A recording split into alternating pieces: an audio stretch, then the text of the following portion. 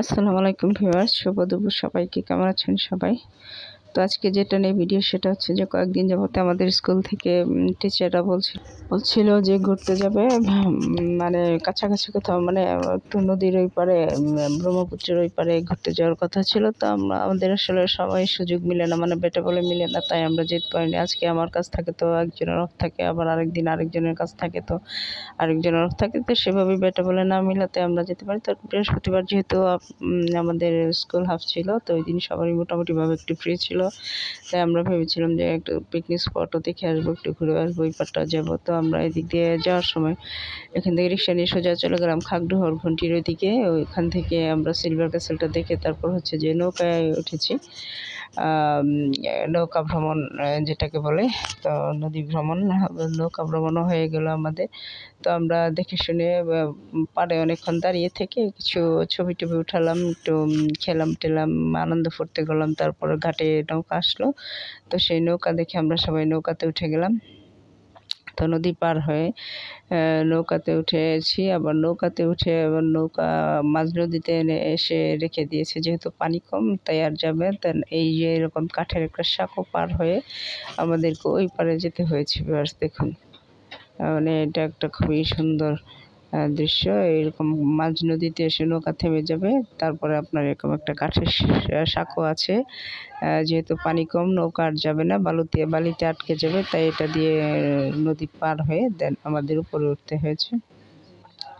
তো আমি বসে বসে, আমার তো কাজ হচ্ছে একটাই, বসে বসে সবাই গল্প গুজব করছে আর আমি হচ্ছে যে ভিডিও শ্যুট করছি।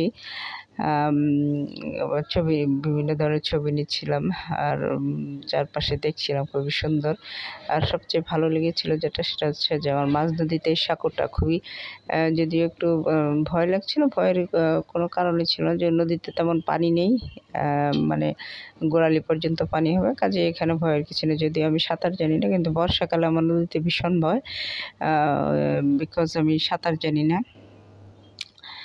তো এখন অবশ্য ভয় নাই, কারণ এখানে আমার হাঁটু পানিও হবে না, কিন্তু যেহেতু হেঁটে পানি দিয়ে পার হওয়া যাবে না, তাই পথযাত্রীদের চলাচলের জন্য, নদী পারাপারের জন্য এই সাঁকোটা করে দেওয়া হয়েছে। খুবই বুদ্ধিমানের একটা কাজ, আর না হলে তো যাতায়াতে খুব সমস্যা ছিল। আর আমাদের ওই যে দাদা দেখুন আসছে, আমাদের মাথার উপরে ছাতা, উনি আমাদের সর্বত্রই হেল্প করে থাকেন। তো উনি ওনার দলবল নিয়ে ছুটে চলেছেন, আর আমি হচ্ছে সবার পেছনে। আমি বিকজ অফ আমার ভিডিও করতে হবে, তাই আমি সবার পেছনে আছি। আর এই যে দলবল নিয়ে দাদা ছুটেছেন, উনি যাচ্ছেন আর আমি পেছন থেকে ছবি নিচ্ছি আর চারিপাশের দৃশ্য দেখছিলাম। তো পাহাড়ের মতো উঁচু নিচু রাস্তা দিয়ে আমাদেরকে উপরে উঠতে হয়েছে। এত উপরে উঠে বেশ কয়েকটা বাড়িতে গিয়েছি ভিউয়ার্স, কয়েকটা বাড়িতে গিয়ে একটু ঘুরেছি। তারপরে আরও কি করেছি জানেন, মানে হেঁটে হেঁটে গিয়ে মানুষের বাড়ির বড়ই গাছ থেকে বড়াই পেড়ে খেয়েছি, অবশ্য with permission, not without permission, কারণ কারো পারমিশন ছাড়া। এবং আমি দেখলাম যে গ্রামের মানুষগুলো অনেকই ভালো, তারা যে গাছ থেকে বড়ি পেড়ে খাওয়াটাকে তেমন একটা কিছু মনে করে না। তো আমরা বড়ই কিনে নিয়ে আসতাম, বাট হচ্ছে যে সেরকম বড়িগুলা পেকে ওঠেনি, আর হচ্ছে যে বড়িগুলার একটা জাতও ভালো ছিল না। বাট এটা একটা আনন্দ আর কি। যে আর চারিপাশে দেখুন, এই যে শিমের ক্ষেত, লাউয়ের ক্ষেত, মানুষ চাষাবাদ করছে যেগুলা, সেগুলো দেখলাম। ঘুরে ঘুরে প্রাকৃতিক ন্যাচারাল বিউটিটা দেখলাম, খুবই ভালো লাগলো। তারপর অনেকক্ষণ থাকার পরে আমরা যে একটা ছোটোখাটো একটা দোকানে বসে একটু নাস্তা টাস্তা খেলাম। নাস্তা টাস্তা খেয়ে তারপর একটু গল্প গুজব করে একটু হাঁটাহাঁটি করলাম। আশপাশ দেখলাম যে আমাদের, মানে যেহেতু দেখতে এসেছি, দেখুন বড়াই পেড়ে খাচ্ছি।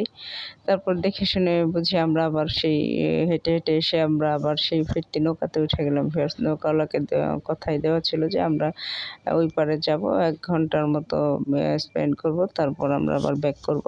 তো উনি সেই মোতাবেক চলে এসছেন। তারপর আমরা এই যে চলে এসেছি। আল্লাহ হাফেজ।